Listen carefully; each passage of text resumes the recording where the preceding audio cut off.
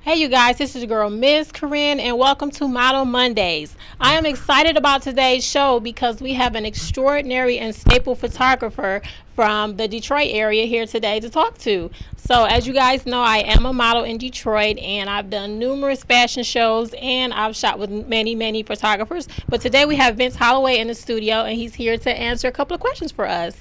Hi, Vince. Hey, how you doing? I'm doing well. How are you? I'm wonderful. It's nice seeing you again. Thank you. You too. So my first question to you is, how long have you been doing photography, and how did you get into photography? I've been behind the camera on and off now for approximately 35 years. I really got started when I was a freshman at Cass Tech, and that was all the way back in 1978, giving away my age. But that's when I got my first, what I would call, pro-level camera. Okay. I remember it was an Olympus OM10, and I was in the photo club. Okay. And I had a photography class, and I spent more time in the photography class than any other class at Cass. Okay. And that's when I really caught the bug. And ever since then, I've pretty much always kept the camera with me. Okay. You know, I was the kid walking around school with the camera around my neck, taking pictures for the yearbook and the newspaper and all that. So it's been a while. Okay. So your first photo shoot, how did you come across your model, and how was that experience? That was so long ago. I think what had happened was I had went to a fashion show here in Detroit, and I wasn't really into them at the time. You know, I was mainly, you know, landscape and weddings, birthday parties, stuff like that. But when I went to my first fashion show, I saw a couple of models, and I thought I would like to shoot them on a regular basis, you know, to start shooting more people. And that's how I really got started with the models. I didn't know much about the modeling industry here at that time, but I just approached them and told them who I was and what I wanted to do, and you know, it just snowballed. Okay, and there are a lot of aspiring models in the Detroit area, so I'm sure she had no problem. It's an endless supply. Yes, absolutely. It is endless. There's so many young men and women that want to be a model, and I think the show America's Next Top Model really spurred a lot of that. And got a lot of people interested in it. Absolutely. So it's been a great run so far. Yeah, and I've met a lot of amazing people along the way. Absolutely. So you stated that you've been doing photography a long time. So what other areas in the fashion industry do you excel in? I could do a little bit of everything if I wanted to. You know, I know how to sew.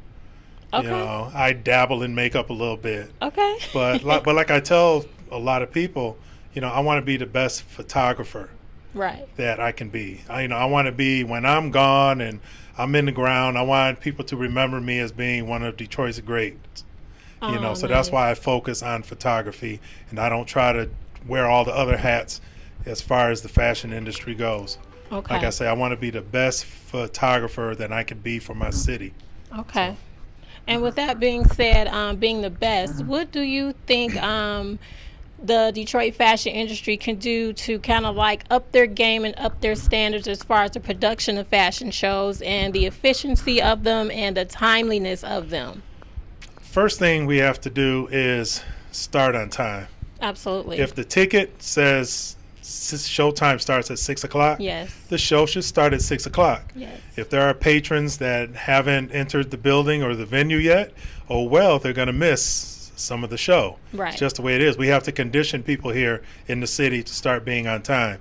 You know, and I think that's one of the biggest problems. A lot of our shows run way too long.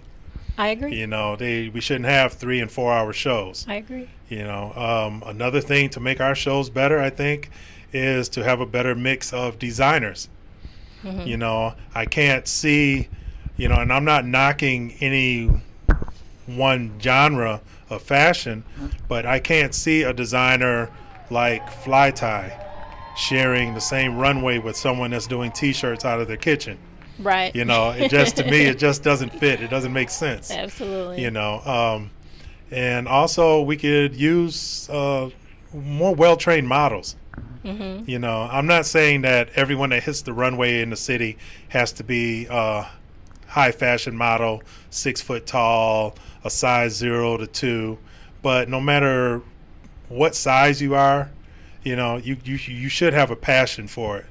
You really should. And there's still no excuse for not being properly trained before you hit the runway. Absolutely. Even if you're brand new, you can still, how they used to say, make it till you, or fake it until you make it. Fake it till you make it, and we could do that. But, and another thing too, we just need to start working together as a family. And that's the way we have to look at it, is we're one big fashion family. We have to collaborate more on projects. Because money doesn't have to be exchanged all the time. Right. It's not always about money, especially with me.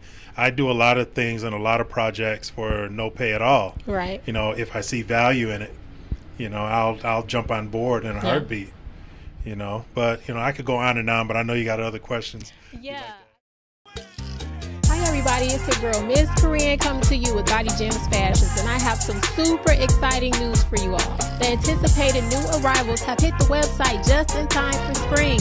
We have new body chains, we have new chokers, and some very sexy fashion pieces. But guess what? The good news does not stop there. When you log on to bodygemsfashions.com, use code SPRING20 at the checkout, and you will receive 20% off of your entire order. Now, I had to bring you the hottest accessories and savings to you at the same time. So log on to bodygemsfashions.com and glow up your accessory game and get spring and summer ready. Bye, guys.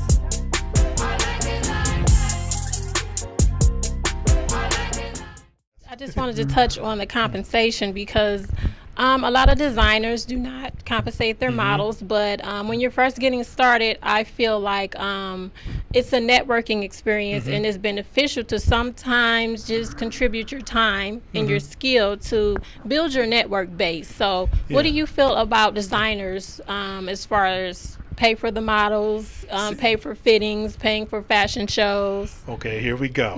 All right. As far as that topic goes, for one, I don't think a model should ever be charged to walk in a show for any designer or producer. I don't think models should. If any money is flowing in any direction, it should go from the producers or the designers to the models. Right. I've been at some shows and I've had complaints from model moms that have contacted me about designers, especially our kid designers, that want to charge the parents for their kids to wear their clothing on the runway to represent their brand, which to me is kind of idiotic thinking. It's just straight up greed. Right. They're using these kids and their dreams as like a profit center. When it just shouldn't be. Like I say, if anything, compensation should flow to the models. It doesn't always have to be in cash. There's other ways to compensate models. Absolutely. A lot of them are forced to go to these rehearsals weekend after weekend, spending their time. Give them all a gas card. A lot of these models, they're not even fed backstage on the day of a show. They'll show up at 11 or 12, and they have to be there till 10 at night with nothing to eat or nothing to drink backstage. Right. Very few shows take care of the actual models. Right. So I think there's a lot that can be done. I think if we take care of the models more, right, that we'll get a better quality of show. I agree. It will just take off. It would be so wonderful if we treated the models better. I did a show back in 2014 called Status. I made sure that everyone that was backstage had food and drink. I wasn't worried about them looking bloated or getting too full or getting the itis, as it's called, before showtime. Right. I wanted them to be comfortable. And you can't keep models backstage all day and not feed them. Absolutely. It just doesn't work that way. It shouldn't work. And I believe compensation or even having snacks and food backstage for the models will somewhat motivate them other than their internal motivation. It'll feel like, the designer cares about us and they want us to feel good so we can ultimately look better on the runway. Exactly. Yes. Exactly. Because if we treat our models better, it'll show. It'll show in the videos that are recorded. It'll show in the pictures that are taken. It'll show in their face. Absolutely. And then they'll really be enthused to really want to come back and do the next show for you. You never know what you can really spark. You know, it's like there's just so much talent here that's going untapped. Right. You know, so hopefully, you know, after this show airs and some people see it, that something will go off in them. Something to click. Yeah, and click. Absolutely. Yeah. So what advice would you have for any aspiring models wanting to get into the fashion industry as far as scouting out photographers and just getting ready for a shoot in general? If your goal is just to be an Instagram model, you know how it's like that's a real category now, I guess. That's a career nowadays. Yeah, it is. Hey. You know, then you know, I would say work with a lot of different photographers just for the simple fact that you need to know you have to learn who not to work with. Exactly. And the only way to do that is to work with a lot of photographers so you can weed out the ones that you don't want to go back to in the future. And also different photographers will give you a totally different look because every photographer shoots differently. Totally. We did that one day at the studio, me and a friend who's also a shooter. We shot the same model in the exact same clothing in the exact same studio, and it was amazing how different our photos turned out. You know, so you're right, that does make a difference. Right. You know, so absolutely. yeah, and don't get stuck with just using one photographer. You know, a lot of these models have their favorites. You know, a lot of times that they only want to work with. Right. And I tell them that they'll really hinder them. Absolutely. You know, so seek out 2 or 3 or 4 that you really are comfortable with and stick with them and just go at it and just do it. Now, what is your take on the agencies in Detroit? Do you think they are very beneficial to models? Most aren't doing enough. And the biggest problem that I have with agencies in our area is that there really isn't enough work here for all the agencies and all the models that they're so-called signing. Yes. You know, it just doesn't. You just can't. The math doesn't add up. You know, you'll have an agency that'll have 300 models signed, but they might only have 2 or 3 jobs a month. So you know, so what's the sense of having these models under contract if you're not actively working trying to find them work? Exactly. You know, and they need to find work outside of the Detroit area and outside of Michigan. And I think that's very important for models that's trying to get work legitimately. It's kind of discouraging when agencies don't persistently and frequently find work for models. It's kind of discouraging for them, and also I find that a lot of clients of agencies, they pick their favorite models. They work with the same models over and over and over again, and I don't think the agencies really push other models on the clients because they want to get paid for that model. They're going to push the ones that are going to bring them revenue. Exactly. In the end, and that's what it's all about. It's all about money. Exactly. So and a lot of these agencies are signing people that really aren't models either. You know, I tell, you know, especially the women all the time, just because you're drop dead gorgeous doesn't make you a model. Exactly. You could be the most beautiful woman in the world, and you could be the crappiest model in the world. Right. You know, it has nothing to do with each other. You know, you're just pretty. You know, but can you effectively sell this designer's garment? Exactly. Can if I look in a magazine and I flip a page and I see you in a garment, are you going to make me want to buy that garment? Exactly. You know, that's a model.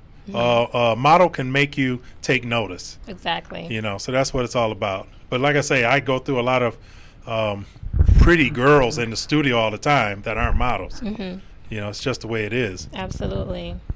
Now, what do you think about the casting calls in Detroit? Do you think it should be a cutoff, or just, quite frankly, a standard of looks as far as models coming to audition for a fashion show? You know, I stopped going to model castings a few years ago when I saw that they were just, well, in Detroit, let me say this. I know it's going to step on some toes, but it seems like a lot of the producers and the designers in our area are looking for the big booty, big breasts, urban body type models too often, and not the models that can actually sell clothing, and not the models that can actually walk in clothing. And there's a huge difference between being a print model and a runway model that they don't understand.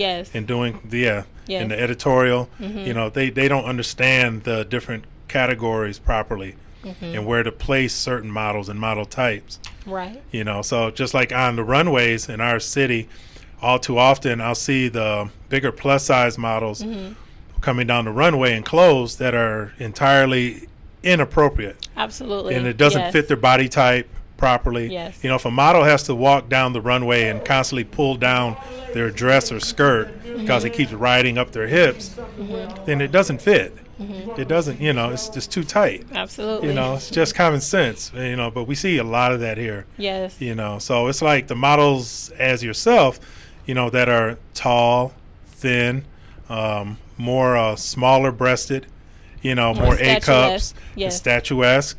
Those are the models that go on to the next level, really, because the way the clothes fit, the way the clothes drape their bodies, and that's what the designers should be looking for. Yeah, and I can account for that. I'll tell you a quick story. I went to a casting call one time, and there were models there that were shorter than me, 5'3", 5'5", 5'6", and those young ladies got put in ball gowns with trains and high heels, and you know, I was left in like shorts and a crop top, and I just don't think that the garment was presented properly on the runway. Well, they're not, and a lot of our shows in Detroit, that is one of the major drawbacks, is that, you know, it could be the bomb dress, you know, it's just on the wrong person. Exactly. You know, you know, so we need to take more time and fit these models properly before they hit the runway. You know, I used to videotape a lot of fashion shows here also, and I stopped running video because of the fact that I couldn't really show the video on my YouTube channel because it was too embarrassing. You know, I'm just being honest. You know, there's a lot of shows that I have tape of that I'll never show the public because it's just too embarrassing for our city. And you don't want your brand on that tape. Yeah, and I don't want my brand on there. I don't want, you know, it's just a bad look for us as a family. You know, so I actually stopped videotaping shows. You know, so being a photographer at fashion shows, I have the ability to even make a bad show look good in print. Because of my framing and the cropping and the composition that I'm afforded. So I tell models, you know, even if it's a bad show, and we all know it's a bad show, still hit that runway like you're in New York walking for Gucci or one of the big brands, or you're in Paris, because the photographer can still make you look like $1 million. Right. You know, so we just have to do better. As family, we just have to do better. We need to raise our standards overall. That's the key word here, standards. We have none right now. We have none right now. And they are so low. I think Detroit can pull those standards from other states as far as how their fashion shows are ran. Yeah, we need to. I go to Chicago still quite a bit to shoot shows, and I'll travel. We do stuff in Florida, all over the place. You know, Texas. And I tell a lot of these models, it's like, if you want to grow in this industry, you got to get out of your comfort zone. Right. You need to travel more. You need to get out. You need to go to shows in Atlanta, in New York. Go to New York Fashion Week. There's 1,000 shows going on that week. You can find a show to go to, and 99% of them are going to be better than anything that we're doing here right now. Right. So, you know, I try to tell them, you know, get out there, explore. I try to tell models when they go to New York Fashion Week. We have quite a few now that go here and they do the smaller shows there. I say, don't go out there, you know, unless you have your comp cards. You should go out there with a box of comp cards. Be prepared. And just be prepared and leave comp cards everywhere. Take a day and just go down to the fashion district and just pass out your comp cards to everyone. Who cares? You know, litter the streets with your comp cards. Exactly. So you never know who's going to pick it up, who's going to see it. Right. Because your face may be the face that someone has been looking for a long time.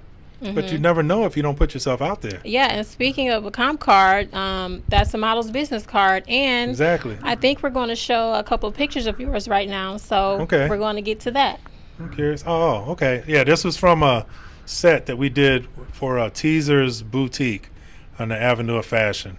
The owner, Paulette, is a good friend of mine, and every now and then she'll call me in to shoot some of her designs and her clothing. And, you know, the Avenue of Fashion is like the spot to shop for clothing in Detroit. Little mecca. It's a little trendy little neighborhood, you know. So it's I love to shoot for her brand. You spoke you did makeup. Did you do her makeup? No. The only time I'll step in and do any type of makeup is if it's an emergency. Some last minute thing. I might do some eyes or something, but I try to avoid it at all costs because, like I say, I want to concentrate when I'm in the studio on a shoot. I want to concentrate on the camera and the lighting. Okay. Awesome. Yeah, and this is one of our models, Callie, and she's currently living in Columbus, Ohio, working in the fashion industry. But we shot these at our studio in the Greenfield Plaza. Oh, nice. Yeah. She's a very beautiful girl. Yeah, and this is Callie again. It's a different look for her. It's nice. Yeah, she was actually one of the models we used for the Black Pyramid shoot. Okay. Chris Brown's brand. Oh, yes. Yeah, I'm that we familiar shot with his clothing line, yes. Chicago. Oh, that's a great job she got. Yeah, and this is another one from the teasers that we shot, and that's a model, Jasmine. Yeah, and that's that first look, just in black and white. Awesome.